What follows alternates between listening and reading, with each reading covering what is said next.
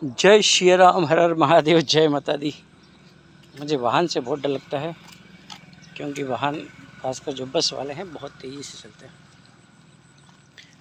साथियों, सुबह सुबह जब मैं भ्रमण करता हूँ तो कई सारी घटनाएं मेरे साथ घटित होती हैं और कई सारे विचार मेरे दिमाग में आते हैं। अभी एक व्हाट्सएप ग्रुप को मैं देख रहा था, उस पर कन्याओं की स्थिति के बारे में लिखा हुआ था। किसी ने कमेंट किया कि हम 9 दुर्गा में कन्याओं की पूजा करते हैं, लेकिन बाकी दिनों उनका अपमान करने का कोई अवसर नहीं छोड़ते। साथियों, आपने कन्या भ्रूण हत्या के बारे में सुना होगा। एक ऐसा अपराध है जो सभ्य समाज द्वारा किया जाता है। मतलब कन्या भ्रूण हत्या कौन कराता है? जिसे जानकारी होती है कि कन्या को गर्भ के अंदर कैसे मारा जाता है। मतलब उसे ये पता होगा, वो इतना जागरूक होगा, इतना शिक्षित होगा कि किस स्थान पर जाने के पश्चात ये काम हो सकता है। उसे ये भी पता होगा कि किस नर्सिंग होम में ये काम होगा, कौन डॉक्टर साहब करेंगे, कौन स्टाफ नर्स होगी, कहाँ पे अल्ट्रासाउंड मशीन होगी, उसे सारी जानकारी होती है। जनरल ये मानते हैं कि अपराध जो है वो अनपढ़ जाहिल लोगों के द्वारा किए जाते हैं, ये जो असभ्य होते हैं, असुसंस्कृत होते हैं। लेकिन कन्या भ्रूण हत्या के बारे में आप पाएंगे कि ये एक ऐसा अपराध है जो पूर्णतः शिक्षित लोगों के द्वारा, हाईली एजुकेटेड। अब डॉक्टर साहब को आप नहीं कह सकते वो पढ़े लिखे नहीं हैं, ये स्टाफ नर्स को नहीं कह सकते पढ़े लिखे नहीं हैं, या जो पेरेंट है, जो माता पिता है, उसे भी इस बात की पूरी जानकारी होती है। और आपको ये जान के बड़ा आश्चर्य होगा कि कन्या भ्रूण हत्या पढ़े लिखे लोगों में ज़्यादा हो रही है, खासकर जो गांव के लेवल के हैं। शहरों में स्थिति बहुत बदल गई है, नो डाउट। अब बच्ची को लोग उतना ही सम्मान देते हैं जितना बेटों को देते हैं। मेरे कई सारे मित्र ऐसे हैं जिनके 2-2 बेटियां हैं और कोई संभावना नहीं आगे बेटा होने की। मैं खुद भी एक पुत्री का पिता हूँ और गर्व के साथ कहता हूँ कि मैं एक पुत्री का पिता हूँ। साथियों, मेरे साथ भी बहुत बार हुआ। कई बार लोग मुझसे कहते हैं कि तुम एक बेटा क्यों नहीं पैदा करते हो। हमारे रिश्तेदार हैं, शादियों में जाता हूँ, लोग पूछते हैं क्या कमी है तुम्हारे पास, क्यों बेटा पैदा नहीं करते हो, बिना बेटे का तुम्हारा उद्धार कैसे होगा। मैं उनको बिठाता हूँ एक साथ और बोलता हूँ कि बताओ बेटा पैदा करना क्यों ज़रूरी है, क्या करता है बेटा। वही पुरानी मान्यता है, बेटा बाल देगा तब जाके तुम तरोगे, बेटी पराया धन है वो चली जाएगी, और बेटा तुम्हारा वंश चलाता है। वंश कौन चलाएगा? जब उनके सारे सवाल हो जाते हैं तो फिर मैं उनसे सवाल करता हूँ कि बताइए इंदिरा गांधी कौन थी? इंदिरा गांधी को आप जानते हो? इंदिरा गांधी जवाहरलाल नेहरू की बेटी थी, सब जानते हैं, और सिर्फ एक ही बेटी थी, उनका कोई बेटा नहीं था। हमने क्या इंदिरा गांधी अपने बाप का वंश नहीं चला रही है? पूरा विश्व जानता है। जिस महिला ने पाकिस्तान के 2 टुकड़े करके फेंक दिए, वो कोई मामूली महिला थी? क्या उन्होंने अपने पिता का वंश नहीं चलाया? अच्छा चलो, हमने कहा आप अपने पिता का वंश चला रहे हो, बताओ आपके पिताजी का नाम क्या है? बताते हैं। दादा का नाम क्या है? बताते हैं। परदादा का नाम क्या है? किसी को नहीं पता। तो हमने कहा जब तुम्हें खुद नहीं पता कि किसका वंश चला रहे हो तो फिर क्यों बदनाम करते हो कि हम वंश चला रहे हैं। अब लोग कहते हैं भैया कि बाल देंगे, जब तक आप बाल दोगे नहीं, तीसरा दिन होता सर वो, तब तक आप तरोगे नहीं। तो हमने कहा ठीक है, बाल देख लो। बाल बेटे के ज़्यादा होते हैं कि बेटी के ज़्यादा होते हैं? अगर बाल देने से तर जाए तो लड़कों इतने से बाल होते हैं, मेरे देखो छोटे से बाल है, मैं किसी को बाल दे भी दूंगा, कौन तरेगा? अब अगर मान ली बेटियाँ हैं तो ये 10 पुरुष के बाल के बराबर अकेले उसके बाल होते हैं, सारी खानदान तर जाएगी। रहा सवाल पराये धन का, हमने कहा भाई पराया धन कैसा है? अब आपको एक सत्य घटना बताता हूँ कि आदमी कितनी घृणित मतलब नीची मानसिकता पे पहुँच चुका है।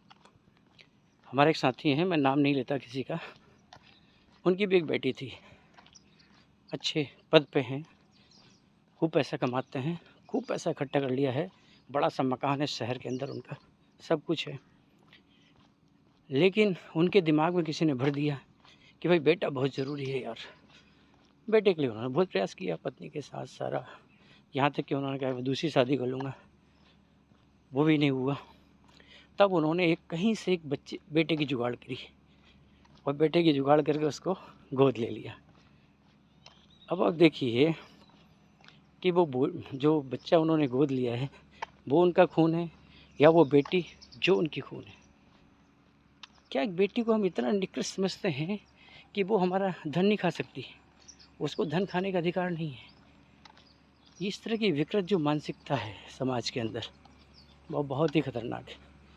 बेटी पूरी तरीके से हमारा धन है, हमारा अंश है, हमारा खून है।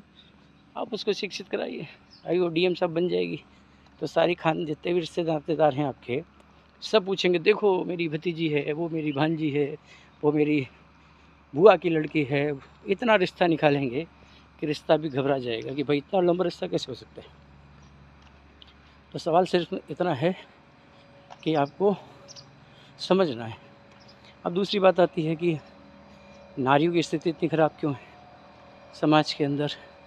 आज भारत का लिंगानुपात देखें तो मुश्किल से 930 के आसपास है, यानी 1000 पुरुष के सापेक्ष केवल 930 महिलाएं, यानी 70 महिलाओं को आपने मार डाला। अगर पूरे भारत का देखें 150 करोड़ की आबादी में तो 65 लाख पुरुष मिलेंगे और लगभग जो है 59 करोड़ जो है महिलाएं मिलेंगी, यानी वहाँ भी 6-7 करोड़ का अंतर साफ साफ दिखाई देता है। तो बताइए भैया इतनी महिलाएं गईं कहाँ आखिर, ये धरती से गायब कैसे हुई। इनका थोड़ा सा इतिहास बता दूं कि पहले भारत में सती प्रथा होती थी, महिलाओं को मारा जाता था ज़बरदस्ती। आज तक मैंने कोई किसी सती प्रथा का नाम नहीं सुना कि किसी पुरुष की महिला मर गई हो, पत्नी मर गई हो, वो सता हो गया हो। लेकिन सती प्रथा भयंकर, राजा राम मोहन राय ने कोशिश करके उसको रोकी, विलियम बेंटिंक ने उनका सहयोग किया, दोनों को धन्यवाद। इसके अलावा ही बाल विवाह होता था। बाल विवाह में क्या होता है कि महिला का शरीर बच्चे का शरीर विकसित नहीं हो पाता था, महिला बच्ची प्रेग्नेंट होती थी और प्रसव के दौरान उसकी मृत्यु हो जाती थी। भयंकर महिलाएं मरी। इसके बाद फिर महिलाओं की शिक्षा दीक्षा पर प्रतिबंध लगा दिया गया। एक गार्गी तो ज़्यादा बक मत कर वरना तेरा सिर तोड़ दिया जाएगा। उनकी शिक्षा पर प्रतिबंध, उनकी धार्मिक कार्यों में भाग लेने प्रतिबंध, उनको ज्ञान से वंचित कर दिया। धीरे धीरे उनकी महिला स्थिति बहुत ख़राब हो गई। बड़े बड़े संत भी इससे बच नहीं सके। आपने देखा होगा तुलसीदास जी ने ढोर गंवार शूद्र पशु नारी सकल ताड़ना के अधिकारी। नारी उनको भी परेशान कर रही थी, नारी की चिंता वो भी नहीं कर सके। कबीरदास कहते हैं कि नाई की झारी पर अंधा हो भुजंग, कबीरा तिनकी कौन गति, नित नारी के संग। बहुत सारे लोग हुए जिन्होंने नारी के खिलाफ बहुत ज़्यादा लिखा। अब आप देख लो, बात वही आती है कि हम नारी से इतनी नफ़रत करते हैं, समाज इतना नफ़रत करता है, लेकिन वही समाज, वही लोग जब 9 दुर्गा आती हैं तो माँ दुर्गा के 9 दिन जाके ऐसे भक्ति दिखाते हैं जैसे कि उनसे बड़ा भक्त कोई नहीं हो। 9 दुर्गा में कन्याओं की पूजा करेंगे, 9 कन्याएं खिलाएंगे और उसी कन्या को गर्भ के अंदर मार देंगे।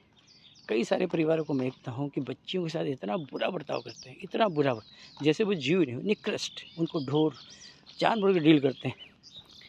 2-3 बच्चियों के बाद जो बच्चा पैदा होता है उसको ऐसे रखेंगे कि आगे चल के वो गुंडा बनने में कोई कसर नहीं छोड़ेगा, क्योंकि उसकी सारी गलतियों को आप माफ़ कर देते हैं। वो अपनी बहनों को मारता है तो बाप बेटियों को मारता है, दादा बेटी को मारता है, दादी बेटी को मारती है, सब बेटियों को मारते हैं।